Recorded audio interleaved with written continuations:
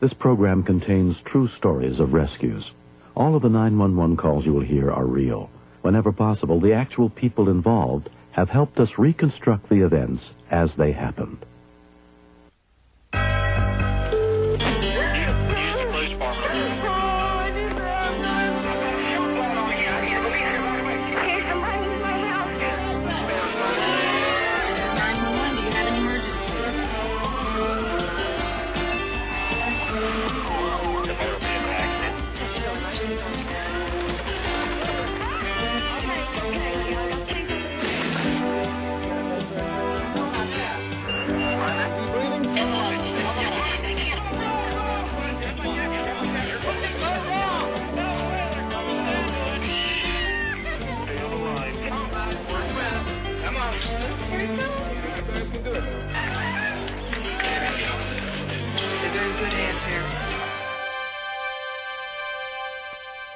Coming face to face with danger reminds us just how precious life can be.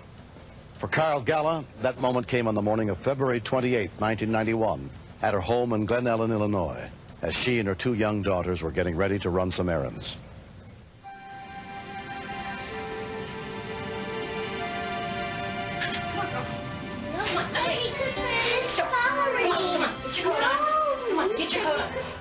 On Thursday morning, we're always in a big rush. And I kind of wanted just to clean up a little bit before I left. I don't want to argue with you, Janine. I just was buying what was the second to the last load of clothes.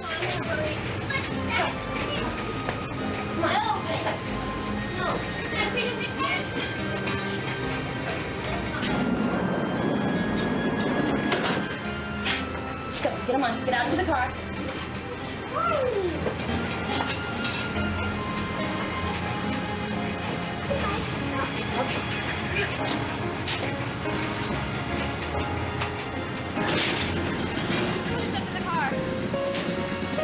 When I opened the door and smelled fire, I looked in the garage and there was nothing there. So I thought, well, this is really weird. And then when I turned around is when I saw the fire. Oh, my God. And just stay right there, Andrea. I thought, I can handle this. Maybe I would have been able to handle it if I had a fire extinguisher. Andrea, get outside! So I ran to get a bucket.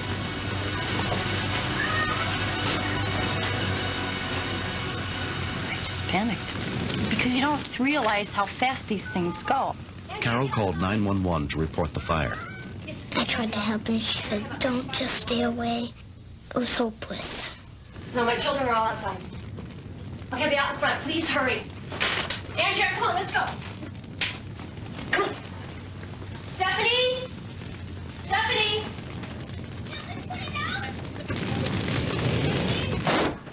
Stephanie! When the door slammed, I thought you went in the house. Then I thought, if she isn't here, she is in big trouble. Stephanie, where are you? Stephanie, come here right now!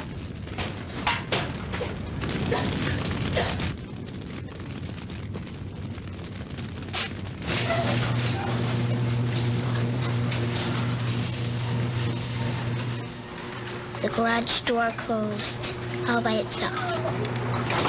And I'm like, uh-oh. Members of the Glen Ellen Volunteer Fire Department responded, including Chief Stuart Stone. When people dial 911, the tones go off, everybody has a pager, so that everybody knows where it is and what is happening.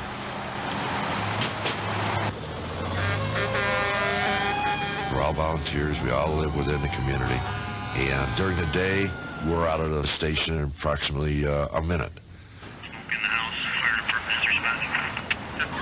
Glen Ellen police officer Joe Bakke happened to be on patrol in the area.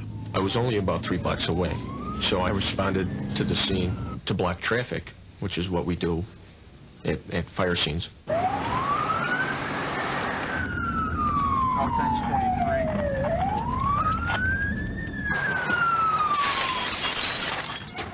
What? She didn't know whether or not her daughter was in the garage or in the house itself.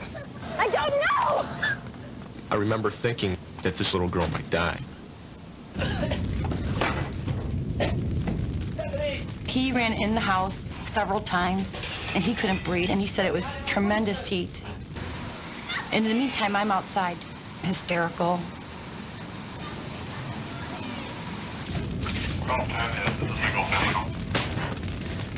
Expedite, right away.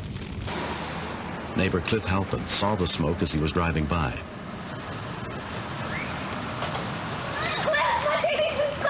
The first thing that hit me was to get some cloth and dip it in the snow so that I could breathe through it when it was wet. I gagged and I started coughing, and I had to turn back because I got such a deep breath full of the smoke. Where is she? I don't know.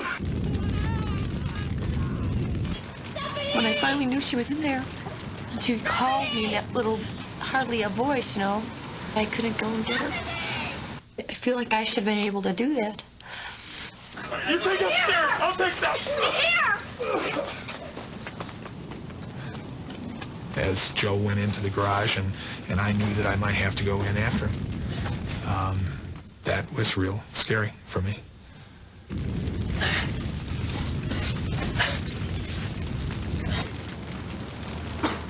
Where's the door opener? Carol! Carol!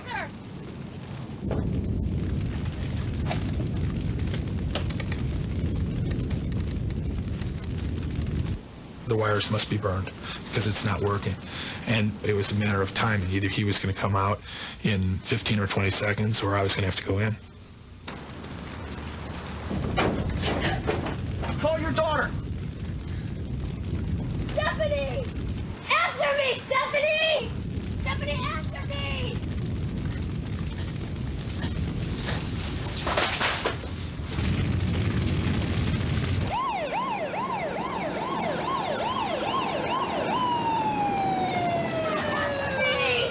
I thought the very worst thing had happened, and I just lost it. I mean, I just felt like someone was sucking the life out of me. It was just like a big, empty, black feeling. She's in the garage. She's underneath. Stephanie? Stephanie, come here.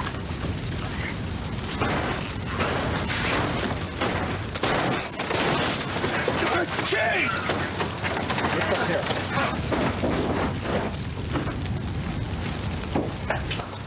Got her, Joe.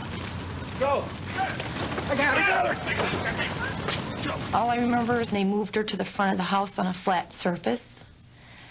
And then I remember Cliff telling me she's breathing, she's alive. Her eyes were closed. She was completely limp. And I had never seen anybody like that before that had all this spittle around their mouth. And I knew it had come from her lungs. So she was very, very gone. Paramedic Mary Alice Van Hefty and her partner also responded to the fire.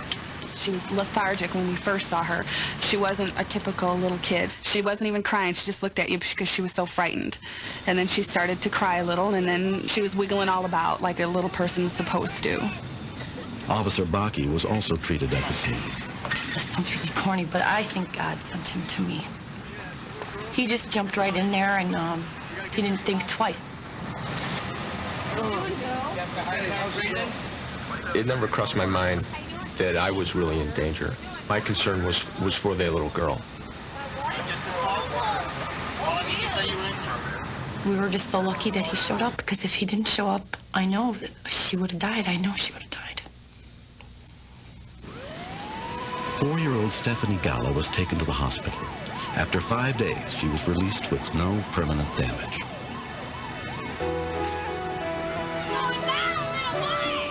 She's a great kid. Very happy, happy-go-lucky. My life would just not be the same without her. It was later determined that the fire was caused by clothes under the dryer that had come in contact with a pilot light and ignited. I should have had a fire extinguisher. And if you don't have one, then you shouldn't probably try to even put it out. You should try to just take your kids and get out. And I should have done that. Stephanie's father, Steve, is also grateful to Officer Bakke. The physician at the emergency ward in the hospital said that Stephanie had 90 seconds left. But she made a full recovery, and we have Joe Bakke to thank for that. The man is definitely a hero.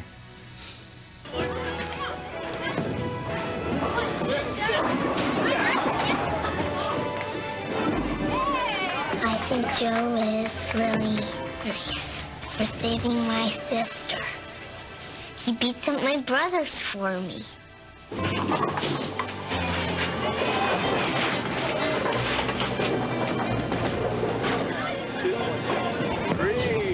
He's just extra special. I mean, he took it personally. I mean, it was like he was not going to let her die in there. I was just lucky enough to be in the right place at the right time to help her out. And I just did what needed to be done.